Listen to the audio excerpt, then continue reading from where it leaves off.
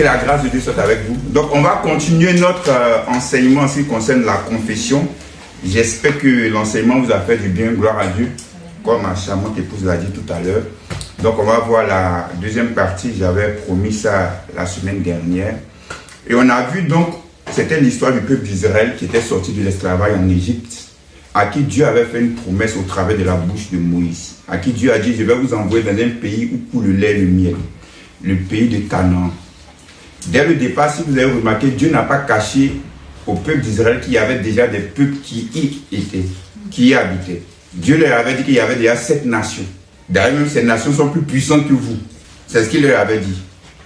Donc, ce n'est pas une chose extraordinaire de voir des géants là-bas. Parce que Dieu t'avait déjà prévenu qu'il y aurait des géants ou des peuples plus puissants que toi dans ce contexte. Il ne savait pas que c'était des géants. Mais puissant veut dire puissant. Gloire à Dieu. Donc, il ne devait pas être étonné. Vous savez, il y a ce que Dieu nous dit. Wow, Seigneur, je suis prêt, envoie-moi. Mais il y a les réalités auxquelles nous sommes confrontés. Et quand tu es confronté à ces réalités, tu dis, ah, je ne savais pas que c'était une affaire comme ça, Seigneur. C'est vrai, tu m'avais dit, mais je n'avais pas pris conscience que c'était ainsi. Gloire à Dieu. Et on a dit donc, le mot confesser, en hébreu, c'est yada. En grec, c'est homologéo. On s'est plus appuyé sur le terme grec homologéo qui veut dire la même chose. Dire quelque chose de semblable, quelque chose d'identique. Homo et puis logos, la parole. Avoir la même parole. Donc dans ce contexte, en tant que chrétien, avoir la même parole que Dieu. Ou dire ce que Dieu a dit. Répéter ce que Dieu a dit. Gloire à Dieu. Maintenant, vous allez comprendre aujourd'hui pourquoi est-ce qu'il y a souvent des confessions ou des proclamations qui n'ont pas vraiment d'impact, qui n'aboutissent pas. C'est pourquoi j'aimerais que vous soyez tout oui afin de pouvoir écouter ce que l'Esprit de Dieu veut vous dire aujourd'hui. On va prendre Actes chapitre 7.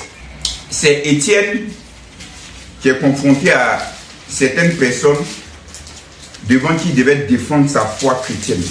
Comprenez que c'était le début du christianisme. Et ce que les Juifs ont toujours connu, c'est ce qu'on appelle la loi de Moïse ou le judaïsme. Mais voilà qu'ils viennent dire que le judaïsme parlait de quelqu'un, d'un Messie. Et ce Messie, c'était Jésus. Donc Jésus était venu accomplir tout ce que la loi de Moïse ou le judaïsme prônait. Donc il va défendre sa foi chrétienne devant ces personnes-là. Il va faire un long discours, une belle prédication, comme on a déjà vu dans l'enseignement du livre des Actes des Apôtres. Un très bel enseignement qu'il a donné. Mais il y a quelque chose qui va retenir notre attention par rapport au thème du jour. Est-ce que vous êtes prêts? On va dans verset 38 et verset 39. Acte 7, verset 38 à 39. C'est lui qui, lors de l'assemblée au désert, étant avec l'ange, on parle ici de Moïse, donc c'est Moïse qui, lors de l'assemblée au désert, étant avec l'ange qui lui parlait sur la montagne de Sinaï et avec nos pères, reçut des oracles vivants pour nous les donner.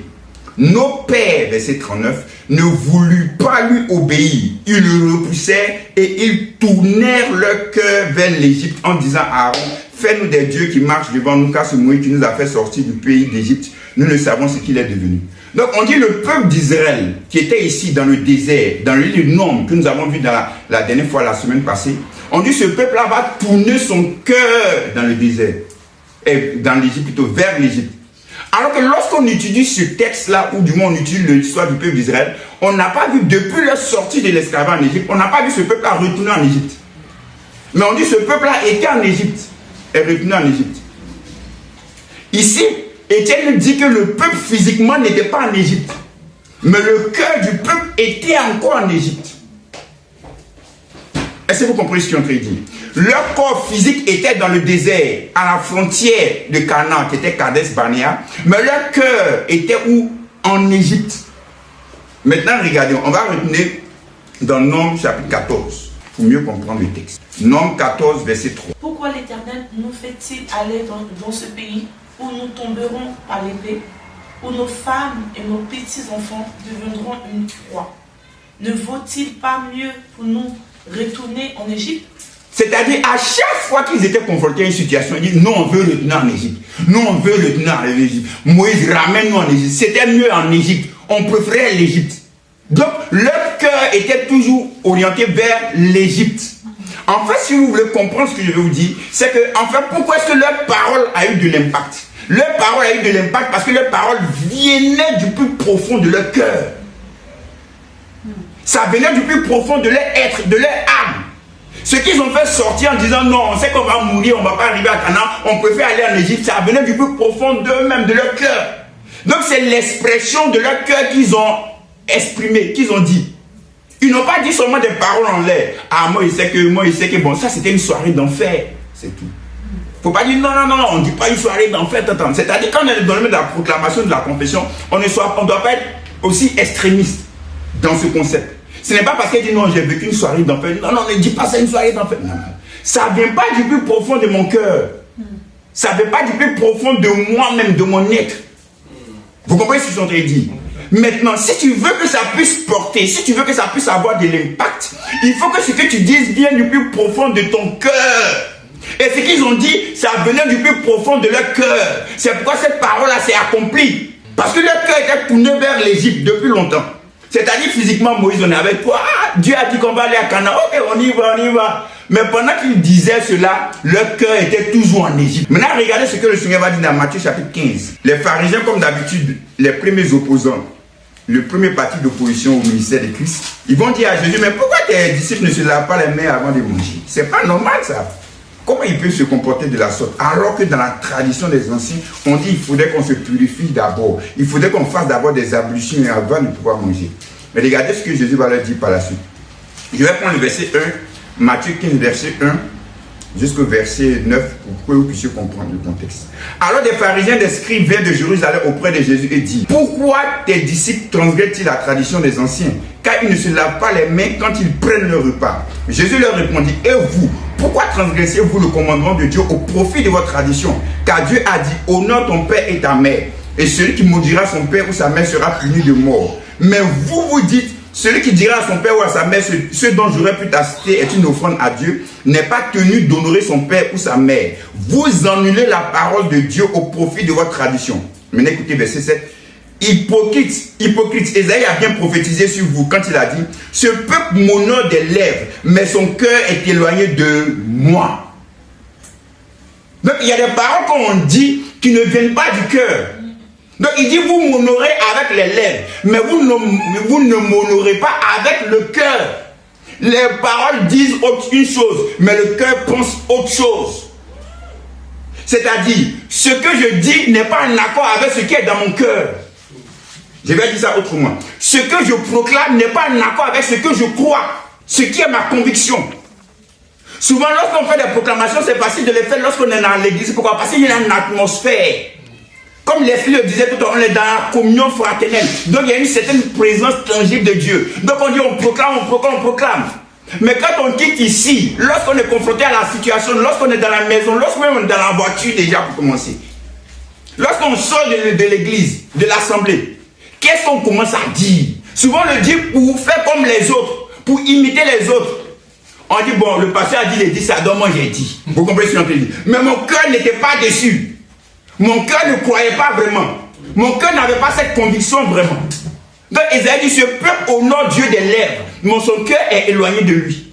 C'est-à-dire le cœur et la bouche disent deux choses ou vont dans deux directions différentes. Est-ce que vous comprenez ce qu'on peut dire? Ton cœur dit A, ta bouche dit B. C'est pourquoi si vous avez remarqué, ce qui te permettra de comprendre ou de savoir véritablement ce à quoi tu crois vraiment, c'est lorsque tu seras confronté à certaines réalités. Lorsque tu seras confronté à certaines situations, tu vas croire vraiment si tu crois à la guérison divine. Regardez ce témoignage de Sébastien qui m'a marqué. Lorsque j'étais encore à Abidjan, il m'a appelé par rapport à ça. Il avait des problèmes au niveau de sa peau, des choses qui sortaient. Je lui ai enseigné ce que c'est que la proclamation, la confession. Il y avait des symptômes qui se manifestaient, des éruptions sur sa peau. Il a dit, je préfère croire à ce que Dieu me dit dans sa parole, plutôt à ce que les symptômes de cette maladie me disent.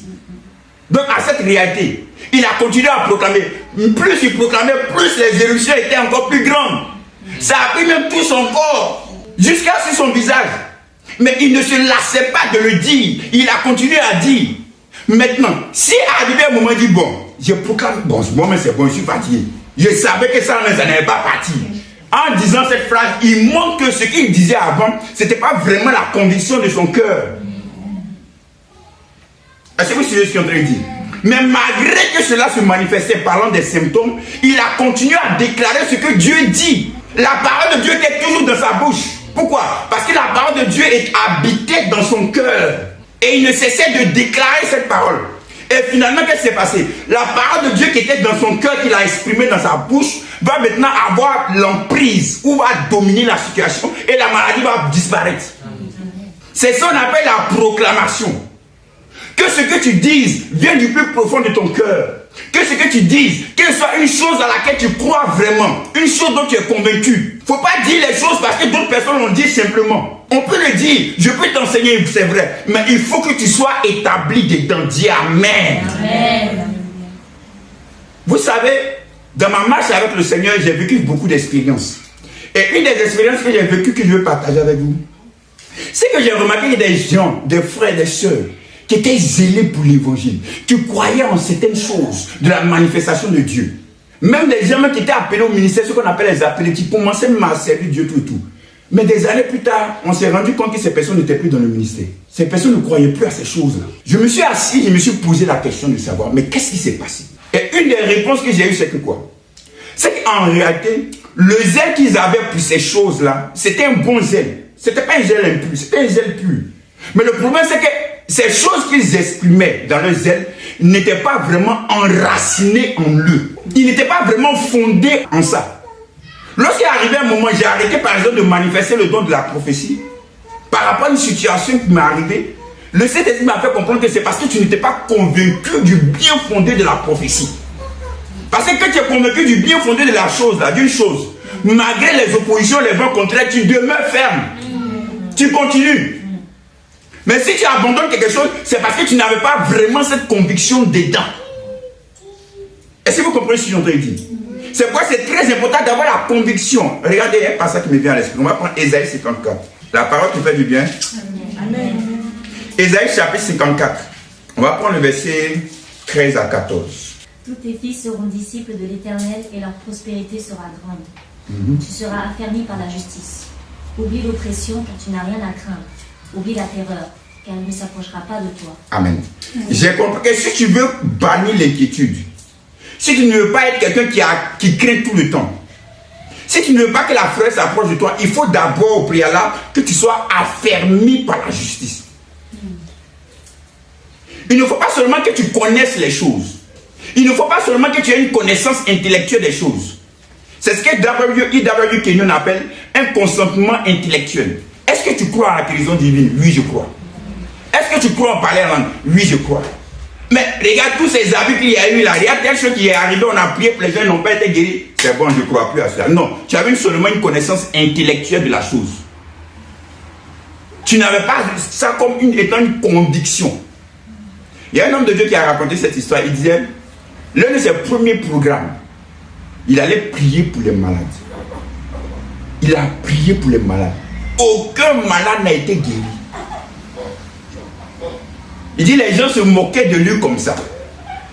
Mais le prochain programme, vous savez ce qu'il a fait? Il allait encore prier pour les malades. Voici la bonne attitude qu'il faut avoir. Pourquoi? Parce que tu crois que c'est vrai. Tu as la conviction que cela vient de Dieu. Tu as la conviction que Dieu guérit. Est-ce que vous comprenez? C'est-à-dire, même si tu fais quelque chose qui est conforme à la parole de Dieu, que tu ne vois pas des résultats, le diable c'est le spécialiste dedans. Il va t'envoyer des raisonnements, il va t'envoyer des pensées. Il y a des hommes qui vont venir vers toi-même peut-être pour te faire encore douter de la chose. Mais toi, l'attitude que tu dois avoir, c'est quoi? C'est de tenir ferme. C'est de rester focalisé sur le but.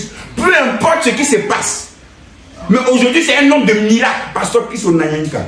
Il commence à faire des missions. On te dit que lui, là, au début, quand tu priais pour les malades, il n'y avait pas de miracle. Tu as dit c'est faux. Mais alors que c'est vrai. Donc, il ne s'est pas laissé abattre. Il ne s'est pas laissé décourager.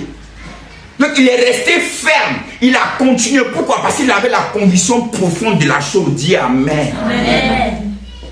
Il faut que tu aies cette conviction profonde de la chose. Mais on dit si tu es affermé dans la justice. L'évangile, c'est quoi? Je n'ai point honte de l'évangile, car c'est la puissance de Dieu pour le salut de quiconque croit. Du juste, premièrement, du grec, du juif, premièrement, puis du grec. c'est la révélation de la justice de Dieu. Donc l'évangile, c'est révéler la justice de Dieu. Que Dieu est juste, que Dieu est bon, que Dieu est fidèle. Il faut que tu sois affermi dans cette révélation. C'est pourquoi le but des enseignements, lorsque je vous enseigne, je vais vous faire comprendre que la Bible, quand elle est là, souvent on dit c'est facile, mais ce n'est pas aussi facile que ça à comprendre. Vous suivez ce que je veux dire. Maintenant, Dieu va qualifier certaines personnes pour pouvoir vous enseigner la Bible, la parole de Dieu. Mais ce que vous devez faire, c'est quoi? C'est d'être toujours en train d'écouter la parole de Dieu, les enseignements qu'on vous donne. Parce qu'il y a un principe qui est élémentaire, qui est très important, pour lequel j'aimerais que vous puissiez ouvrir maintenant les yeux de votre cœur quand je vais parler de ça. Prenons Romains 10, verset 17. C'est Paul qui parle ici. Ainsi, la foi vient de ce qu'on entend, et ce qu'on entend vient de la parole de Christ. De la parole de Christ. Maintenant, voici le principe élémentaire que j'aimerais que vous puissiez comprendre. Écoutez bien. On dit, ainsi la foi vient de ce qu'on entend. On n'a pas dit que la foi vient de ce qu'on a entendu. Le verbe ici, de ce qu'on entend, c'est au présent continu. C'est-à-dire, je vais répondre ça pour que vous puissiez mieux comprendre ce que je veux dire. La foi vient de ce que tu es en train d'écouter. C'est-à-dire, si tu écoutes l'enseignement et tu t'en vas, tu vas encore écouter d'autres choses. Les autres choses là vont venir étouffer l'enseignement que tu as compris. Ou la parole que tu as comprise. C'est ça, le Seigneur va dire ça autrement avec la parabole du semeur. Il va dire, lorsqu'un semeur finit de semer, c'est comme quelqu'un qui a entendu la parole le long du chemin. Quelqu'un qui a entendu la parole, et lorsqu'il va, le diable vient enlever cette parole. Ou les circonstances de la vie viennent étouffer cette parole. C'est pourquoi il faut que tu sois toujours être en contact du moins avec la parole de Dieu, avec l'enseignement.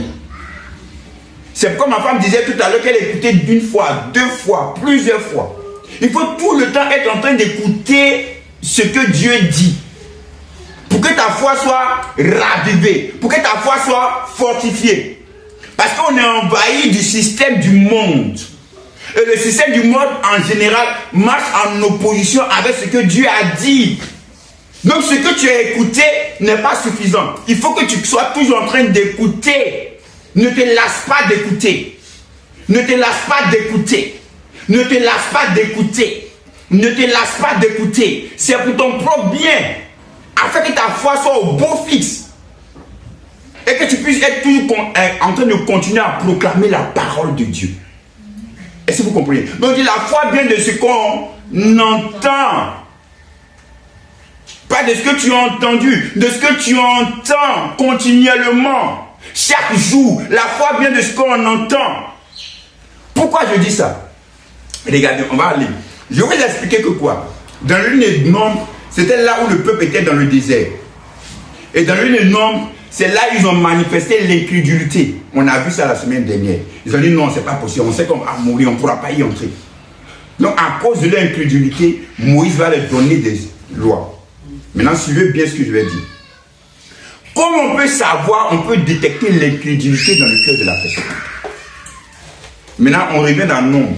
On va prendre le chapitre 13, versets 32 à 33. Je vais lire. Et les 10 espions décrièrent devant les enfants d'Israël le pays qu'ils avaient exploré. Ils disent, le pays que nous avons parcouru pour l'explorer est un pays qui dévore ses habitants. Tous ceux que nous y avons vus sont des hommes d'une haute taille. Et nous y avons vu les géants, enfants d'Anak, de la race des géants. Nous étions à nos yeux et aux leurs comme des sauterelles. Chapitre 14, verset 1. Toute l'assemblée éleva la voix et poussa des cris, et le peuple pleura pendant la nuit. Qu'est-ce qui a fait que le peuple a commencé à pleurer et à manifester après l'incrédulité? C'est quand ils ont entendu le rapport des 10 espions. C'est-à-dire, si les 10 espions, par dessus les 12, n'avaient pas fait ce rapport négatif, ils n'allaient pas manifester cela. Est-ce que vous comprenez? Donc, ils ont été affectés parce qu'ils ont entendu. Parce que les 10 espions ont dit. Est-ce que vous comprenez? C'est-à-dire, aujourd'hui, tu peux être joyeux, tu peux être content, tu peux être heureux. Le Seigneur m'a montré une fois une image de la puissance de la parole. Il m'a dit, imagine, tu te lèves, tu es heureux, je suis content, waouh, gloire à Dieu, il est dans les cieux, je suis content, je ris. Et puis mon téléphone sonne, waouh, oui, allô, c'est qui? Non, ton papa est décédé. Imaginez-vous. Je serai plus dans la joie. J'ai pris l'exemple de mon papa parce qu'il est déjà décédé. Je serai plus dans la joie. C'est vrai ou mais c'est faux? Parce que c'est une mauvaise nouvelle qu'on vient de m'annoncer. Une mauvaise information. Est-ce que vous comprenez? Je viens d'entendre des paroles qui vont maintenant affecter mon attitude, mon humeur. C'est-à-dire, si je n'avais pas reçu ce coup de fil et entendu ces paroles, je serais toujours dans la joie en train de chanter gloire à Dieu qui règne dans les cieux. Est-ce que vous comprenez? C'est l'image que le Seigneur m'a donné pour montrer quoi? La puissance de la parole. C'est pourquoi ma femme, la dernière fois lorsqu'elle prêchait, elle dit, c'est pourquoi je fais attention maintenant. J'ai compris que même les petites paroles peuvent avoir de l'impact dans le cœur de quelqu'un. Est-ce que vous comprenez? C'est pourquoi la Bible déclare, Salomon qui est un sage va dire que le sage marche avec les sages. Si tu veux devenir sage, il faut marcher avec les sages. Si tu veux être une personne de foi, il faut marcher avec les hommes de foi. Amen. Si tu veux être quelqu'un qui croit à la guérison divine, il faut marcher avec les gens qui croient à la guérison divine. Si tu veux être quelqu'un qui manifeste le parler en langue, il faut marcher avec les gens qui manifestent le parler en langue. Pourquoi? Parce que les mauvaises compagnies corrompent les bonnes mœurs. En d'autres termes, les bonnes compagnies poussent les bonnes mœurs, incitent les bonnes mœurs. Est-ce que vous comprenez ce que je suis en train de dire? C'est très important. Maintenant, regardez l'attitude de Caleb. On va lire ce que Dieu va dire de Caleb, Nom chapitre 14, verset 24. Et parce que mon serviteur Caleb a été animé d'un autre esprit et qu'il a pleinement suivi ma voie, je le ferai entrer dans le pays où il est allé et ses descendants le posséderont. Donc Dieu dit que Caleb a été quoi? Il a été animé d'un autre esprit. L'esprit que les gens ont manifesté, c'était l'esprit de quoi? C'était l'esprit d'incrédulité. L'esprit que Caleb et Josué ont manifesté, c'est quoi? C'était l'esprit de foi. Ils ont manifesté un autre esprit. Mais regardez l'attitude de Caleb pour pouvoir manifester cet esprit-là. On va revenir dans le chapitre 13, 29 à 30 pour que vous puissiez comprendre. Ce sont les 10 espions qui sont racontés. Les Amalécites habitent la contrée du Midi. Les Hétiens, les Jébusiens et les Amouriens habitent la montagne. Et les Cananéens habitent près de la mer et le long du Jourdain. Verset 30. Caleb fit taire le peuple qui murmurait contre Moïse et il dit, montons, emparons-nous du pays. Nous y serons vainqueurs. Donc on dit Caleb a fait taire. Quand les gens sont en train de envoyer des paroles qui sont négatives, il faut faire taire ces personnes-là. Il faut que tu apprennes à faire taire. Si tu ne stoppes pas les gens ne peuvent pas comprendre. Pourquoi? Il y a un homme de Dieu qui dit, un jour il est monté dans le bus, tout le temps il avait ses écouteurs, il écoutait des prédications, des chansons de Dieu. Et le Saint-Esprit lui a dit, aujourd'hui il faut enlever tes écouteurs. Écoute ce que les gens autour de toi ont dit. Il dit, les gens, il est en train d'écouter, il a prêté attention. Les voisins qui tentent de discuter. Oh, tu vois la situation du pays, la situation économique, mais c'est pas la peine. Tu vois ce qui se passe maintenant avec le Covid-19, mais on peut plus, mais on peut même pas. Le Seigneur lui a dit, tu vois, c'est ce qui est dans leur cœur qu'ils sont en train d'exprimer. Les gens autour de nous sont négatifs. Pourquoi? Parce que les gens marchent par la vue. Parce qu'ils n'ont pas l'esprit de Dieu dans leur cœur. Parce qu'ils n'ont pas la parole de Dieu dans leur cœur. On ne peut pas les blâmer. Est-ce que vous comprenez ce qu'on te dit? Maintenant, si toi tu viens avec un autre esprit, comment il peut savoir que toi tu viens avec un autre esprit? C'est pourquoi moi personnellement, quand je suis au travail et discute avec les gens, quand ils disent cette chose, je coupe en même temps, j'arrête. Il faut stopper leurs paroles pour ne pas que les paroles puissent t'affecter. Est-ce que vous comprenez? J'ai déjà dit là-bas que je suis pasteur. Donc il y a des blagues qui ne font pas avec moi. Souvent quand ils sont en train de causer, va demander à Michel, pour que je vienne leur conseiller. Est-ce que vous comprenez? Donc il faut stopper ces paroles-là. Arrête. Comment tu peux stopper? Dis à la personne, non, en fait, moi je ne crois pas ça. Moi, voilà ma mentalité. Voilà comment je conçois la vie. 1, 2. Si tu es en train d'écouter quelque chose, stop cette écoute. Parce que les paroles vont t'influencer. On retourne maintenant à Jésus, Matthieu chapitre 15. Regardez ce qu'il va dire. Après avoir dit non, Ésaïe a bien prophétisé sur vous. Versets 10 et 11. Ayant appelé à lui la foule, il lui dit, écoutez et comprenez. Ce n'est pas ce qui entre dans la bouche qui souille l'homme, mais c'est ce qui sort de la bouche, c'est ce qui souille l'homme. Il dit, ce n'est pas la nourriture qui suit l'homme. Ce n'est pas le fait de manger porc qui suit l'homme, qui te rend impur. Ce n'est pas parce qu'Adam mangeait le fruit qu'il est devenu impur. Ce n'est pas ce qui souille, qui rend qui souille, mais c'est ce qui sort de la bouche. Jésus venait de répondre aussi à un certain mystère de ce qui s'est passé dans le jardin d'Éden. Ce n'est pas vraiment, c'était une image, comme on dit en figure de style, c'était une métaphore. Le serpent, c'est une métaphore. L'arbre de la vie, c'est une métaphore. L'arbre de la connaissance du bien et du mal, c'était une métaphore. Ce n'est pas parce qu'Adam a mangé ça qu'il était souillé. Ce n'est pas que la nourriture que tu manges qui va te rendre moins spirituel ou plus spirituel. Ça veut dire aussi, si tu jeûnes 40 jours, ce n'est pas ça qui te rend plus spirituel aux yeux de Dieu. Ce n'est pas le fait de manger ou de ne pas manger. Il dit, c'est ce qui sort de la bouche. C'est ça qui suit. Pourquoi? Regardez le verset 18. Parce qu'après, ses disciples vont venir lui demander, mais ça veut dire quoi? Maintenant, il va le dire. Verset 17. On va commencer le verset. Ne comprenez-vous pas que tout ce qui entre dans la bouche va dans le ventre, puis est jeté dans les lieux secrets?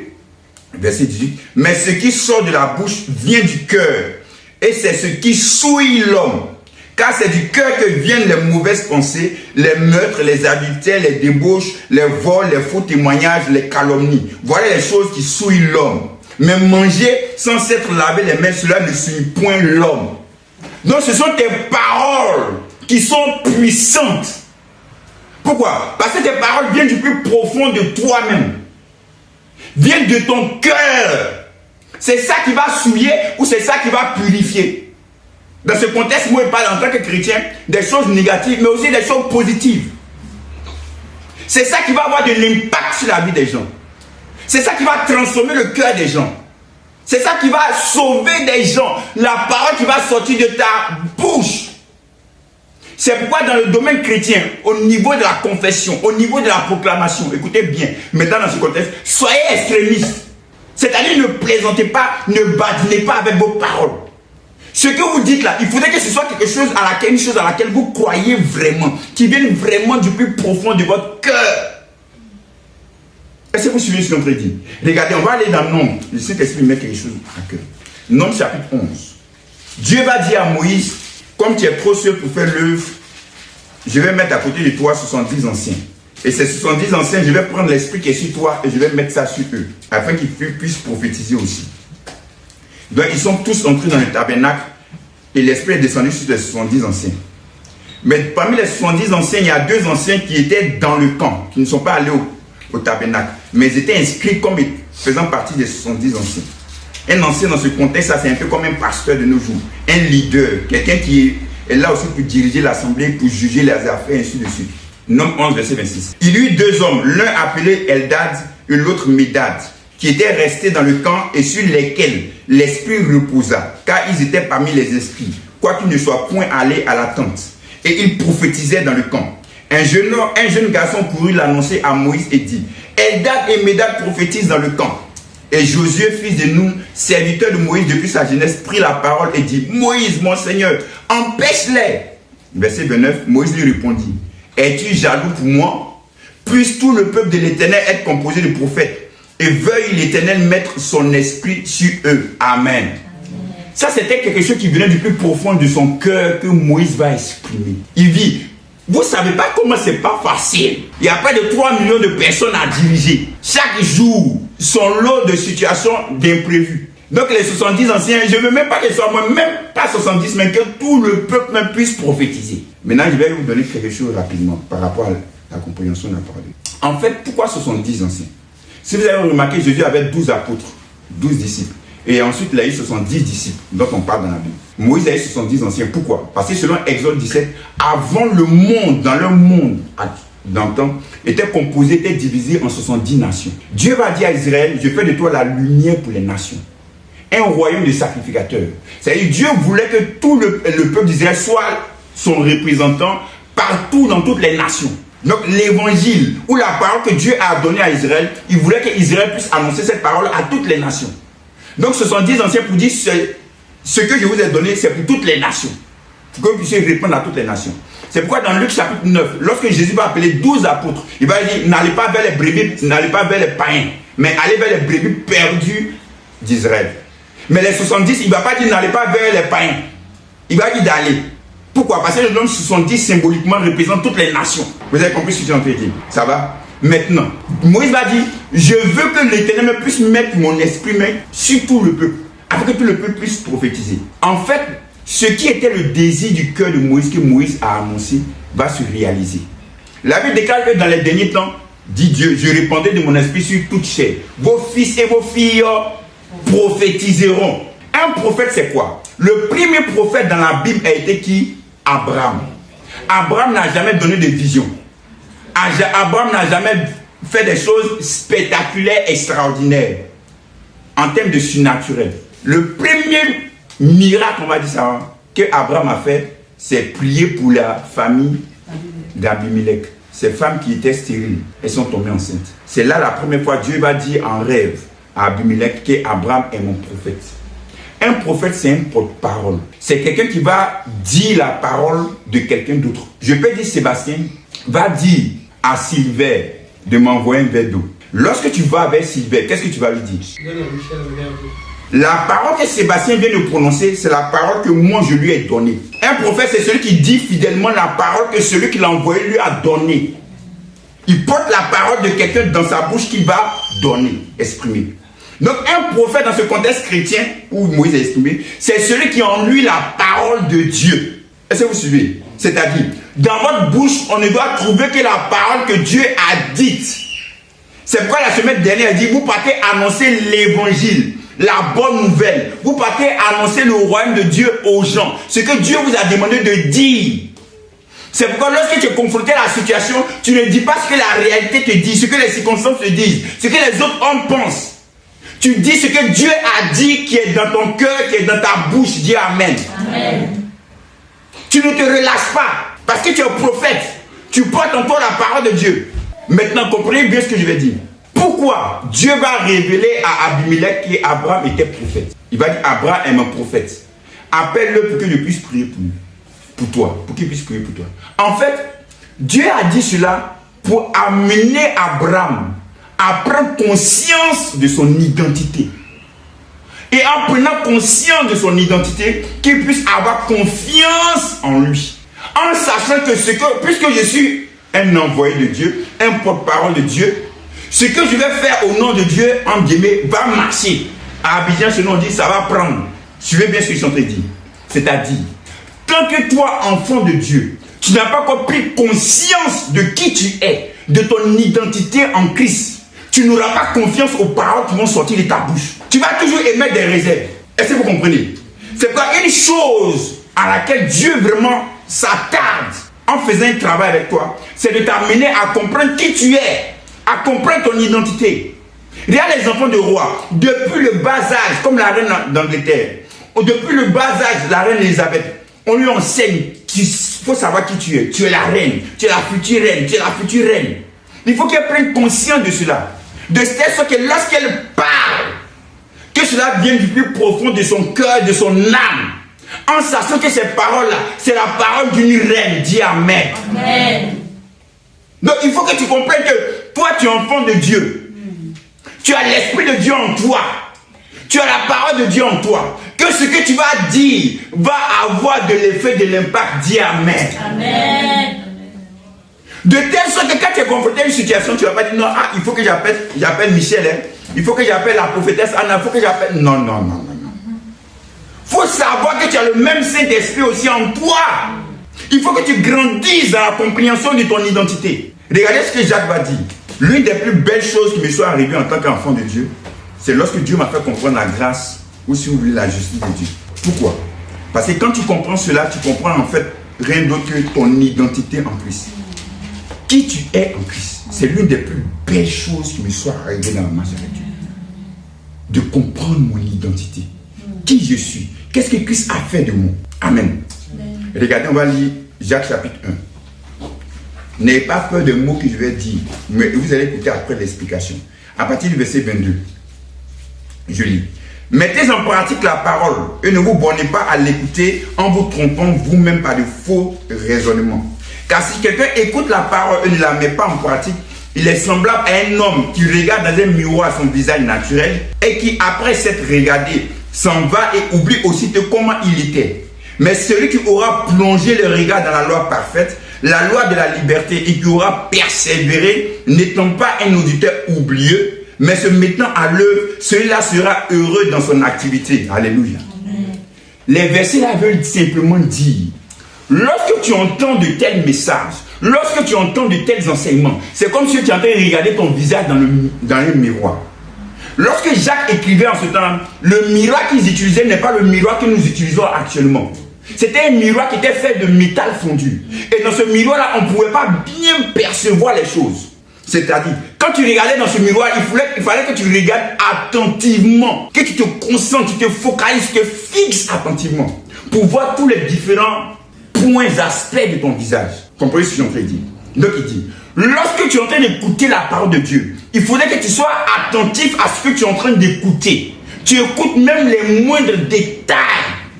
Ne sois pas donc comme cette personne qui regarde son visage dans un miroir naturel. Le mot naturel ici en grec c'est Genesis.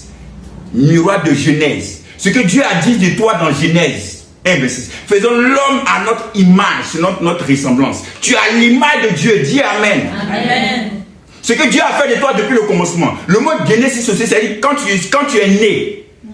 Donc quand tu es né de nouveau, quand tu es devenu chrétien, quand tu es devenu enfant de Dieu, ce que Dieu a fait de toi, ton statut, ton identité, il ne faut pas oublier ça. Maintenant, on dit qu'il ne se séduise pas lui-même, celui qui fait ça. On va répondre, verset 22. Mettez en partie la parole, ne vous le bornez pas à l'écouter en vous trompant vous-même par de faux raisonnements. En vous trompant vous-même par de faux raisonnements. C'est un seul mot en grec, un seul mot, c'est paragizomai. Ça veut dire quoi? Ça veut dire quelqu'un qui se comporte comme il n'est pas. C'est-à-dire, en termes d'image, un homme qui se comporte comme un chien, c'est un homme. Mais dans son attitude, il n'est pas comme un homme, mais il est comme un chien. Suivez ce qu'ils sont en train de dire. C'est-à-dire, un chrétien qui se comporte comme s'il n'est pas chrétien. Un enfant de Dieu qui se comporte comme un païen. Quelqu'un qui a le Saint-Esprit en lui, qui se comporte comme s'il n'a pas l'Esprit de Dieu.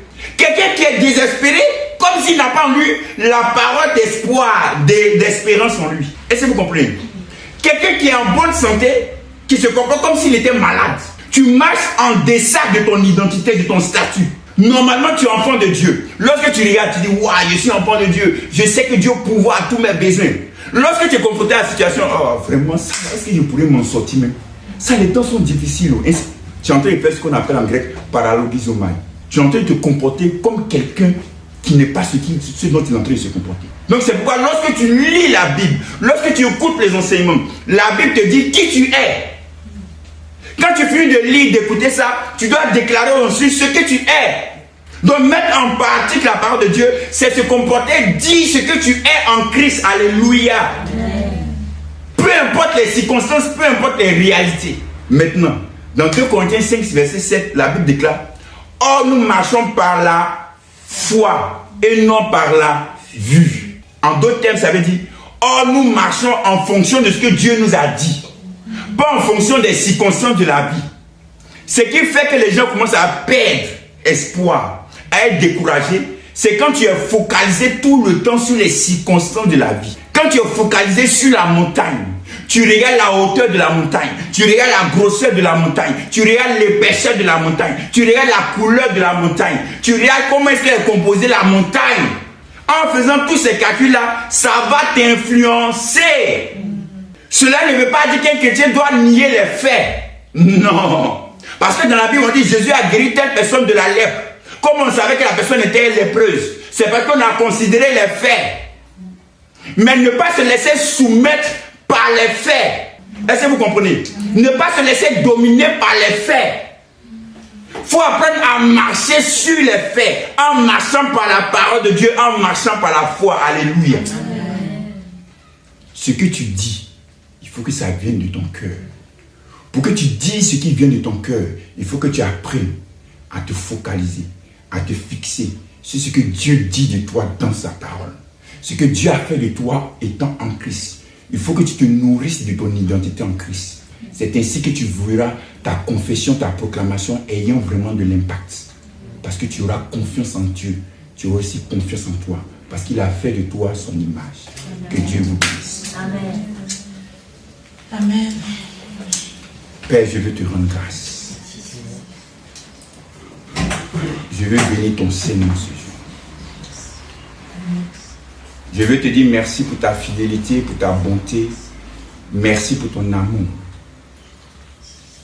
Nous voulons être ce peuple qui t'honore des lèvres avec le cœur. Nous voulons être ces enfants qui disons des paroles qui sont en adéquation avec notre cœur, avec notre conviction, avec notre persuasion. Nous voulons proclamer les choses auxquelles nous croyons vraiment. Nous voulons être enracinés dans ces choses-là. Nous voulons être établis dans ces choses-là. C'est pourquoi donne-nous chaque jour le courage de pouvoir plonger nos regards dans la loi parfaite. Dans la loi de Christ, c'est elle seule qui est parfaite. Donne-nous de plonger nos regards dans la compréhension, dans la révélation de notre identité en Christ. Ce que nous sommes étant en Christ. Ce que nous avons étant en Christ. Et ce que nous sommes capables de faire étant en Christ. Peu importe les circonstances, les réalités de la vie, je vais toujours donner la priorité à ta parole. Je vais toujours donner la priorité à ce que tu as dit. Je vais toujours confesser et proclamer ce que tu as dit dans ma vie. Tu as dit à Paul, lorsqu'il était en péril dans le bateau avec les soldats et d'autres prisonniers, au travers de la bouche de l'ange de ton messager, ne t'en fais pas, Paul, car il faut que tu comparaisses devant César à Rome. En lui disant cette phrase, tu lui disais qu'il n'allait pas mourir dans ce bateau. La Bible déclare que le lendemain, Paul s'est levé. Il a dit à tous les soldats, à tous les prisonniers, mon Dieu que je sais est fidèle. Et nous arriverons tous sains et saufs à Rome. Il a donné du crédit à ce que tu lui as dit, à la parole que tu lui as donnée. C'est pourquoi je vais déclarer en ce jour. L'Esprit de Dieu me dit de faire cette prière que je vais faire maintenant. Je te demande d'être attentif à ce que je vais dire. C'est pourquoi je déclare toutes les paroles que tu as prononcées sur la vie de chacun d'entre nous, qui étaient comme endormis, qui étaient comme en sommeil. Je déclare que ces paroles-là soient réactivées au nom de Jésus. Amen. Je déclare que là où il y avait le découragement, là où il y avait l'incrédulité, que le découragement, l'incrédulité face à cette promesse s'évanouissent au nom de Jésus. Amen. Que ces paroles-là soient réveillées, soient réactivées. Amen. Et nous déclarons ces paroles-là accomplies dans notre vie au nom de Jésus. Amen. Dans notre intimité, dans notre relation personnelle avec toi, tu nous as donné des promesses. Tu nous as donné des paroles. Tu nous as donné des révélations. Nous croyons que tu es un Dieu qui ne ment point. Nous croyons que tu es un Dieu qui est fidèle. Nous croyons que tu es un Dieu qui dit vrai. Et nous savons que toute parole qui sort de ta bouche accomplit son effet avant de retourner à toi. C'est pourquoi je déclare et je décrète que ces paroles, ces promesses, ces révélations nous concernant s'accomplissent dans notre vie au nom de Jésus. Amen. Peu importe les vents contraires, peu importe les circonstances contraires, peu importe les situations contraires, nous ne voulons pas nous focaliser sur ces choses, mais nous voulons avoir les yeux fixés sur la véracité, l'authenticité de ta promesse, de ta parole au nom de Jésus. Amen. Père, je déclare que ce que tu as dit sur notre vie s'accomplit au nom de Jésus-Christ de Nazareth. Nous voulons donner gloire à ton nom. Nous voulons confesser ce que tu nous as dit. Nous voulons déclarer ce que tu nous as dit. Nous voulons proclamer ce que tu nous as dit. Nonobstant les circonstances et les oppositions, car tu es le Dieu vrai. Tu nous as enseigné que les choses visibles sont passagères. Ce que nous voyons en 2022, la situation que le monde connaît, ce n'est pas la même situation que le monde connaissait en 2015, en 2010. La situation évolue. C'est pourquoi lorsqu'une situation arrive, nous ne nous focalisons pas sur la situation, mais nous voulons nous focaliser sur la véracité de ta parole. Car avant que la chose n'arrive, tu le savais déjà. Et dans cette situation, tu as pourvu à une provision pour chacun d'entre nous. Que la provision divine se manifeste dans notre vie au nom de Jésus. Amen. Je déclare que cela est fait. Amen. Ceux qui ont besoin de miracles, je proclame que la provision de miracles se manifeste. Amen. Ceux qui ont besoin de finances, je déclare que la provision de finances se manifeste. Amen. Ceux qui ont besoin de guérison, je proclame que la provision de guérison se manifeste. Amen.